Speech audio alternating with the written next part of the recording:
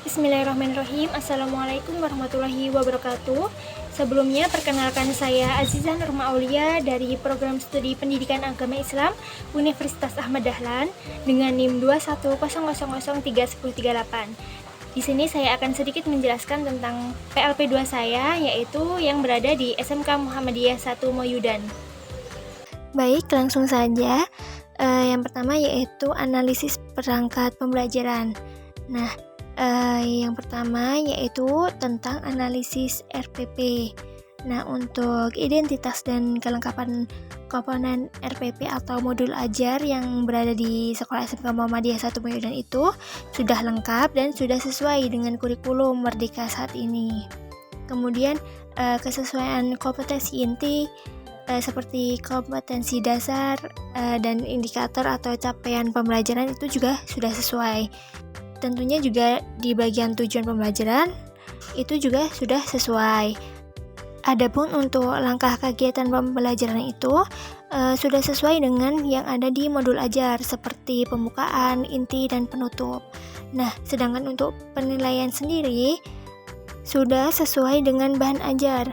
Nah, yaitu dengan memberikan soal maupun tugas yang berkaitan dengan materi yang sudah disampaikan. Yang kedua yaitu tentang analisis materi atau bahan ajar. Nah, untuk bahan ajar atau materi yang diajarkan itu sudah sesuai dengan kompetensi dasar yang ada. Kemudian bahan ajar atau materi yang digunakan itu sudah sesuai dengan tingkat kemampuan berpikir peserta didik. Dan materi pembelajaran yang disampaikan itu sudah runtut atau sesuai. Nah, untuk yang ketiga yaitu tentang analisis media pembelajaran. Nah, dalam media pembelajaran yang digunakan itu sudah sesuai dengan tujuan pembelajaran. Kemudian media pembelajarannya yang digunakan itu juga sudah sesuai dengan materi yang diajarkan pada saat itu. Nah, kemudian media pembelajaran yang digunakan itu juga sudah sesuai dengan perkembangan cara berpikir peserta didik. Nah, yang keempat yaitu tentang analisis strategi pembelajaran. Nah, untuk strategi yang digunakan itu dalam mengajar sudah sesuai dengan KD atau capaian pembelajaran. Kemudian strategi pembelajaran itu juga sudah disesuaikan dengan kemampuan peserta didik. Kemudian strategi pembelajaran yang digunakan saat kegiatan belajar mengajar itu sudah sesuai dengan alokasi waktu yang ada di modul pembelajaran. Nah, adapun strategi pembelajaran yang dipilih itu sudah sangat berkaitan dengan materi pembelajaran. Untuk yang selanjutnya yaitu tentang analisis instrumen evaluasi. Nah, jenis evaluasi yang digunakan yaitu berupa tes objektif dan non-tes atau non-objektif. Kemudian aspek evaluasi itu sudah sesuai dengan indikator yang ada. Selanjutnya, aspek evaluasi sudah sesuai dengan tujuan pembelajaran yang ada dan digunakan sudah sesuai dengan materi yang diajarkan oleh guru pada saat itu. Kemudian untuk rubrik atau pedoman penilaian dan kunci jawaban yang sudah sangat runtut dan jelas yang sudah dipaparkan di dalam modul ajar. Nah, untuk instrumen evaluasi itu dapat dijadikan refleksi hasil belajar siswa.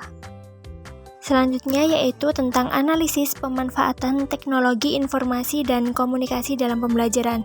Nah, untuk pemanfaatan teknologi informasi dalam proses pembelajaran itu sudah sangat memanfaatkan teknologi informasi yang ada di sekitar sekolah seperti PPT, LCD, dan handphone yang tentunya dibawa oleh peserta didik masing-masing.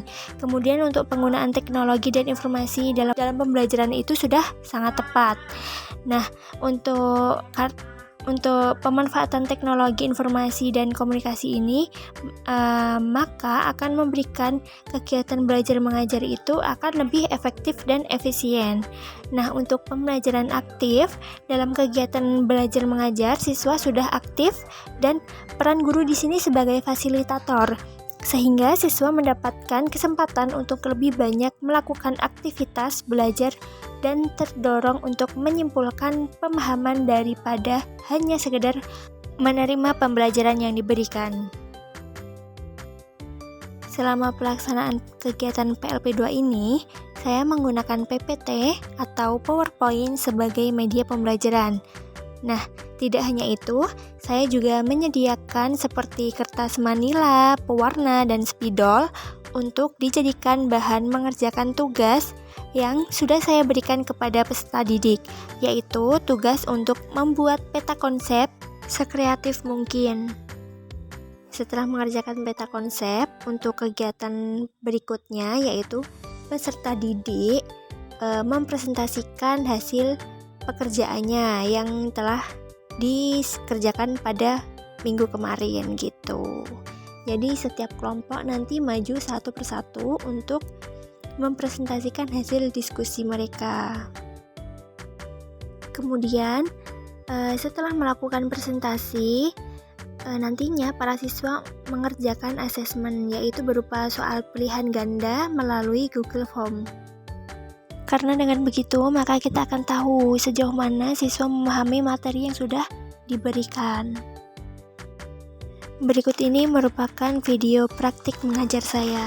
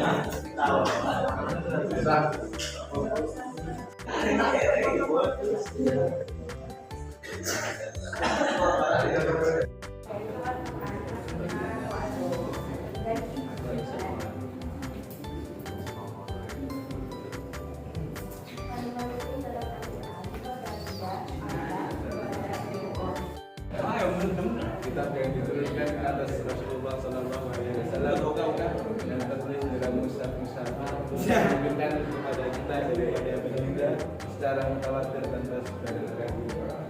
Macam-macam jenis. Yang pertama ada hadis mutawatir, hadis yang diriwayatkan oleh banyak perawi baik dari kitab Al-Quran maupun generasi sudah.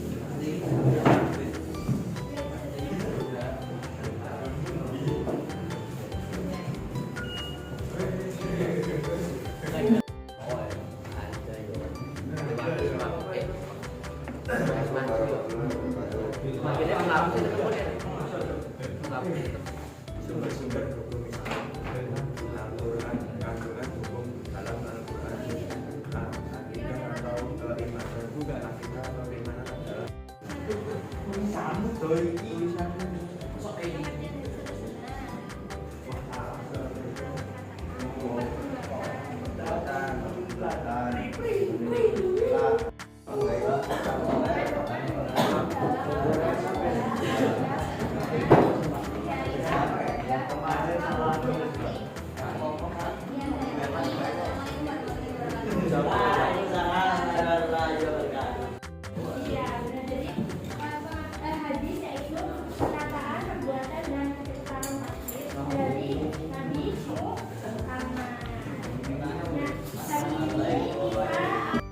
Berikut merupakan beberapa testimoni pembelajaran dari para peserta didik.